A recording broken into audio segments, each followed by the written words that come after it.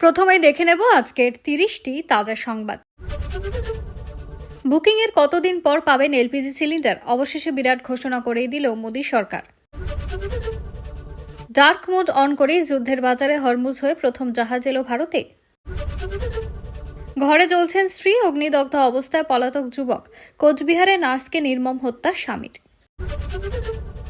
বুকিংয়ের কতদিন পর পাবেন এলপিজি সিলিন্ডার? অবশেষে বিরাট ঘোষণা করেই দিল মোদী সরকার। যুবসাথী প্রকল্পের টাকা পাননি, মেসেজ এলেও কেন এমন হচ্ছে জেনে নিন কি করণীয়। বিকেলের পরই আবহাওয়ার তুমুল বদল, ধেয়ে আসছে কালবৈশাখী। বজ্রপাতের সতর্কতার সঙ্গে বৃষ্টিপাত কোন কোন জেলায়। কেনাকাটা আতঙ্কের কিছু নেই, রান্নার গ্যাস নিয়ে বড় অভয় দিলেন প্রধানমন্ত্রী নরেন্দ্র মোদী। উঠল গুরুতর অভিযোগ, মমতার বিরুদ্ধে এফআইআর দায়ের করল বিশ্ব হিন্দু পরিষদ। জ্ঞানের অপসারণ চেয়ে নোটিশে স্বাক্ষর 193 সাংসদের, শুধু লোকসভাতে 130 সংখ্যার মাপকাঠি পূরণ উচ্চকক্ষেও। আত্মঘাতী ড্রোন হামলা চালিয়ে মার্কিন তেলবাহী জাহাজ ধ্বংস করে দিল ইরান। আরও ভয়ঙ্কর রূপ ধারণ করতে চলেছে মধ্যপ্রাচ্যের যুদ্ধ। সুপ্রিম কোর্টে ধাক্কা খেয়ে রণমূর্তি ট্রাম্পের, ভারত সহ 16 দেশের বিরুদ্ধে যুদ্ধ ঘোষণা আমেরিকার।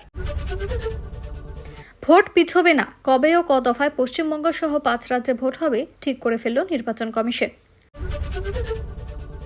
এতক্ষণ শুনছিলেন সংবাদ শিরোনাম, এবার আসি বিস্তারিত খবরে। ভিডিওটি ভালো লাগলে লাইক করুন এবং আমাদের ইউটিউব চ্যানেলটি সাবস্ক্রাইব করে আমাদের সঙ্গে থাকুন পরবর্তী আপডেটের জন্য। ধন্যবাদ। দেশজুড়ে বাণিজ্যিক এলপিজি সিলিন্ডারের ঘাটতি টানা তৃতীয় দিনে পড়লেও সাধারণ মানুষকে আতঙ্কিত না হওয়ার আশ্বাস দিয়েছে কেন্দ্র।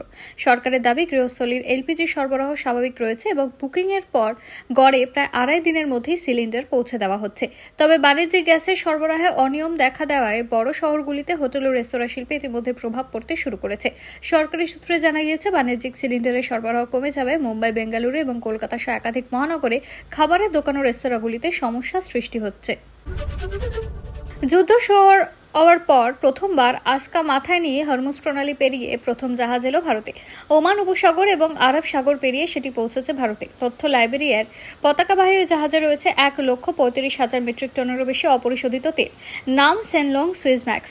ওই তেল এবার যাবে মুম্বাইয়ের শোধনাগারে। তারপর থেকেই চর্চায় ওই তেলবাহী জাহাজ এই পরিস্থিতিতেও কিভাবে পৌঁছলো মুম্বাইয়ে, কোন পন্থা অবলম্বন করে কেল্লা ফতে। সর্বভারতীয় সংবাদ মাধ্যমের প্রতিবেদনে উল্লিখিত, লাইবেরিয়ায় পতাকাবাহী জাহাজটি 1 মার্চ সৌদি আরবের রাস তানুরা বন্দর থেকে রওনা দেয়। সামুদ্রিক ট্র্যাকিং তথ্য থেকে জানা যায়, জাহাজটি সিগন্যাল শেষবার 8 মার্চ হরমুজ প্রণালীর ভেতরে পর্যবেক্ষণ করা হয়। পারিবারিক বিবাদের জেরে নার্সকে পুড়িয়ে খুন, অগ্নিদগ্ধ হয়ে মৃত্যু সরকারি নার্সের, আহত হয়েছেন তার স্বামীও। বুধবার রাতে ঘটনাটি ঘটেছে কোচবিহারে। পারিবারিক বিবাদের জেরে স্বামী ওই নার্সকে পেট্রোল ঢেলে জ্বালিয়ে দিয়েছেন বলে অনুমান স্থানীয় বাসিন্দাদের। তবে পেছনে অন্য কোনো কারণ রয়েছে কিনা খতিয়ে দেখছে পুলিশ ও স্থানীয় সূত্রে জানা গিয়েছে, মৃত নার্সের নাম ছন্দা রায়, বয়স আনুমানিক 35। তিনি কোচবিহার এমজেএম হাসপাতাল, কলেজ ও মেডিকেল কলেজের নার্স ছিলেন। কোচবিহার শহরে বক্সিবাড়ি সংলগ্ন এলাকায় একটি বাড়ির দোতলায় ভাড়া থাকতেন তিনি। স্বামী রঞ্জিত রায় শিলিগুড়িতে গাড়ি চালান, মাঝে মাঝে স্ত্রীর সঙ্গে দেখা করতে আসতেন।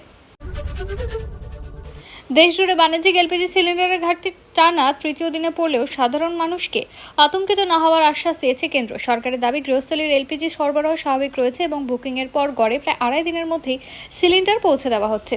তবে বাণিজ্যিক গ্যাসের সরবরাহে অনিয়ম রেখে দেওয়ায় বড় শহরগুলিতে হোটেল ও রেস্তোরাঁ শিল্পে ইতিমধ্যে প্রভাব পড়তে শুরু করেছে। সরকারি সূত্রে জানা গিয়েছে, বাণিজ্যিক সিলিন্ডারের সরবরাহ কমে যাওয়ায় মুম্বাই, বেঙ্গালুরু এবং কলকাতা একাধিক মহানগরে খাবারের দোকান ও রেস্তোরাঁগুলিতে সমস্যার সৃষ্টি হয়েছে। হসপিটালিটি শিল্পের প্রতিনিধিদের দাবি, গত কয়েকদিনে বাণিজ্যিক সমস্যা দেখা দিয়েছে। রাজ্য সরকারের নতুন যুবসাথী প্রকল্পে নাম নথিভুক্তকারী বহু আবেদনকারীর মোবাইলে টাকা পাওয়ার মেসেজ এলেও অ্যাকাউন্টে এখনও অর্থ পৌঁছায়নি বলে অভিযোগ। এই প্রযুক্তিগত বিভ্রাটের কারণে অনেক আবেদনকারী বিভ্রান্তির মুখে পড়েছে। সরকারের লক্ষ্য ছিল ভোটের আগে 21 থেকে 40 বছর বয়সী মাধ্যমিক পাস বেকার যুবকদের হাতে মাসিক 1,500 টাকা করে পৌঁছে দেওয়া।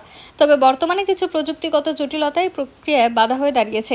মূলত 3টি কারণে টাকা আসতে দেরি হতে পারে। কেওয়াইসি সমস্যা, ব্যাংক অ্যাকাউন্টে গ্রাহকের কেওয়াইসি তথ্য আপডেট না থাকা, অ্যাকাউন্ট লিমিট, লেনদেনের ক্ষেত্রে নির্দিষ্ট কোনো সীমা বা নিয়ম বেঁধে রাখা। বৃহস্পতিবার ফের দক্ষিণবঙ্গের একাধিক জেলায় বিক্ষিপ্ত বৃষ্টির সম্ভাবনা। পাশাপাশি উত্তরবঙ্গের কয়েকটি জেলায় বজ্রপাত সহ বৃষ্টি এবং দমকা ঝোড়ো হাওয়ার পূর্বাভাস দিয়েছে আবহাওয়া দপ্তর। ঘন্টায় 40 থেকে 50 কিলোমিটার বেগে ঝোড়ো হাওয়া বইতে পারে বলে সতর্ক করা হয়েছে। সব মিলিয়ে আগামী 24 ঘন্টায় রাজ্যের বিভিন্ন জেলায় বিক্ষিপ্ত বৃষ্টিপাতের সম্ভাবনা রয়েছে। পশ্চিম এশিয়ায় বাড়তে থাকা উত্তেজনার আবহে রান্নার গ্যাস ও জ্বালানি তেলের সরবরাহ নিয়ে দেশবাসীকে আশ্বস্ত করলেন প্রধানমন্ত্রী নরেন্দ্র মোদী। বৃহস্পতিবার তামিলনাড়ুর তিরুচিতে আয়োজিত জাতীয় গণতান্ত্রিক জোটের এক বিশাল জনসভা থেকে তিনি জনগণকে গুজবে কান না দেওয়ার আহ্বান জানান। মধ্যপ্রাচ্যের যুদ্ধের প্রভাবে বিশ্বজুড়ে জ্বালানি সরবরাহে টান পড়লেও ভারতের ক্ষেত্রে আতঙ্কিত হওয়ার কোনো কারণ নেই বলে স্পষ্ট করেছেন তিনি। প্রধানমন্ত্রী এদিন বিরোধীদের তোলা জ্বালানি সংকটের অভিযোগ সরাসরি খারিজ করে দেন। বলেন, পশ্চিম এশিয়ার সংঘাত বিশ্বব্যাপী জ্বালানি সরবরাহ ব্যবস্থাকে প্রভাবিত করেছে ঠিকই, কিন্তু আমাদের সরকারের কাছে দেশ ও দেশবাসীর স্বার্থ সকলের আগে। ইতিমধ্যে বঙ্গে 2026-এর বিধানসভা ভোটের দামামা বেজে গিয়েছে। মতো অবস্থায় দিন যত এগোচ্ছে তত উত্তপ্ত হয়ে উঠছে রাজ্য রাজনীতি। শুধু তাই নয়, নির্বাচনের আবহে শাসক থেকে বিরোধী দল প্রত্যেকে ময়দানে নিজেদের উজাড় করে দিচ্ছে, যার লক্ষ্য একটাই, মানুষের মন জয় করা। যদিও এই পরিস্থিতিতে এবার এফআইআর দায়ের করা হলো খোদ মুখ্যমন্ত্রীর বিরুদ্ধে অভিযোগ দায়ের বিশ্ব হিন্দু পরিষদের। প্রাপ্ত তথ্য অনুযায়ী জানা গিয়েছে যে বিশ্ব হিন্দু পরিষদের তরফে তৃণমূল সুপ্রিমোর বিরুদ্ধে অভিযোগ দায়ের করা হয়েছে। ইরানের হুমকি সত্ত্বেও ডোনাল্ড ট্রাম্প তেল ট্যাঙ্কারগুলি হরমুজ প্রণালীতে প্রবেশ করতে বলার মাত্র কয়েক ঘন্টা পরেই পারস্য উপসাগরে হরমুজ প্রণালীর ঠিক পাশেই ইরান একটি তেল ট্যাঙ্কারকে আত্মঘাতী ড্রোনের সাহায্যে লক্ষ্যবস্তু করে ধ্বংস করে দিয়েছে বলে জানা গিয়েছে। ইরাকের উপকূলের অদূরে তৃতীয় একটি তেল ট্যাঙ্কারে আত্মঘাতী হামলা চালানো হয়েছে বলে ইরাকি গণমাধ্যম জানিয়েছে। মার্কিন প্রেসিডেন্ট ডোনাল্ড ট্রাম্প যে দমে যাওয়ার পাত্র নন তা তিনি আবারও প্রমাণ করে দিলেন। দেশের শীর্ষ আদালতে বড়সড় ধাক্কা খাওয়ার 24 ঘন্টার মধ্যে পাল্টা চাল চাললেন হোয়াইট হাউসের অধিপতি। এবার ভারত, চীন এবং বাংলাদেশ সহ বিশ্বের 16টি প্রভাবশালী বাণিজ্য অংশীদারের বিরুদ্ধে সরাসরি তদন্তের নির্দেশ দিয়েছে ট্রাম্প প্রশাসন। আন্তর্জাতিক মহলের ধারণা, আদালত যে শুল্ক নীতি বাতিল করেছে সে লোকসান উসুল করতে তদন্তের নামে নতুন করে করের বোঝা চাপানোর চক খসেছেন তিনি। গত 20 ফেব্রুয়ারি মার্কিন সুপ্রিম কোর্ট ট্রাম্পের চাপানো অতিরিক্ত আমদানি শুল্ক বা ট্যারিফকে বেআইনি ঘোষণা করে সাফ জানায় প্রেসিডেন্ট নিজের ক্ষমতার অপব্যবহার করেছেন। অনেকেরই ধারণা ছিল এসআইআর এর কারণে বাংলায় ভোট ঘোষণা পিছিয়ে যেতে পারে। যেহেতু 60 লক্ষ আবেদন এখনো বিবেচনাধীন, তাই তার নিষ্পত্তির পরপরই ঘোষণা হবে বিধানসভা নির্বাচন। এমনকি রাজনৈতিক শিবিরের অনেকে এও মনে করেছিলেন যে বাংলায় রাষ্ট্রপতি শাসন জারি করে তারপর ভোট ঘোষণা করা হবে, কিন্তু সেসবই জল্পনা মাত্র। পশ্চিমবঙ্গ সহ 5 রাজ্যে কবে ভোট ঘোষণা হবে তা এক প্রকার চূড়ান্ত করে ফেলল নির্বাচন কমিশন। পশ্চিমবঙ্গের সঙ্গে বিধানসভা ভোট হবে তামিলনাড়ু, কেরল, অসম ও পন্ডিচেরিতে।